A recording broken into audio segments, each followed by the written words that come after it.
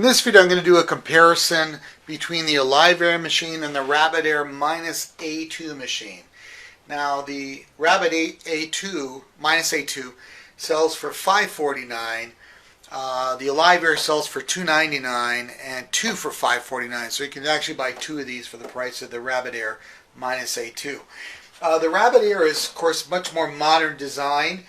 It actually looks like the front of a small LCD television set, and it's got very cool controls. They'll both do, well actually the RabbitAir will do about 800 square feet, the RabbitAir will do 865, so it does a little bit more square footage. But I'll take the filters apart. If you turn them on the side, you can see that the RabbitAir is a little wider. A little taller. But the RabbitAir is more square, so it's a little, wider in terms of the front coverage. But you can also hang it from the wall, which is kind of a neat thing about the Rabbit MinusA2. So what I'm going to do now is take the front covers off, and we'll go inside and take a look at the filters of both, the technology. So with the front covers removed, let's do the RabbitAir first. So what you got in the RabbitAir is the first thing you have is a pre-filter. So pull that off. So that's washable. That's going to collect your hair and dust. So especially important if you have pets. And then behind that you have a medium filter. Now this is going to capture slightly smaller molecules than the pre-filter.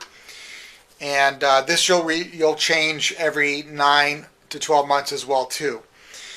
Then behind that you've got your HEPA filter. Now the HEPA filter's pretty good size in terms of width and length. It's a little narrow on the ends, and this one probably needs to be replaced. It's getting a little dark already, as you can see. But this is going to be the best for allergies. It's going to capture your dust, your pollen, and more of the small particles.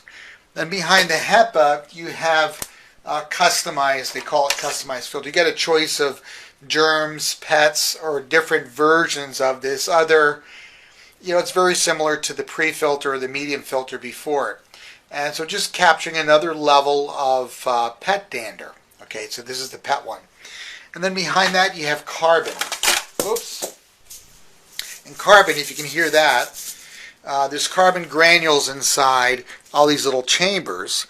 And that's going to absorb your smoke, your odors, your chemicals. Now you'll have to change that periodically too, because once those molecules get filled with those chemicals or odors, then it won't be useful anymore. So to change the filters minus the carbon, it's going to run you about $100 every 9 months or so. Okay, so now let's look at the RabbitAir Purifier. It's got a smaller pre-filter, washable pre-filter, but the same thing, going to capture your hair and your dust. Then behind that, it is electrostatic. Now electrostatic, this is washable as well. And that's going to collect your soot, your pollution, and kill odor as well. So you just run that in soapy water.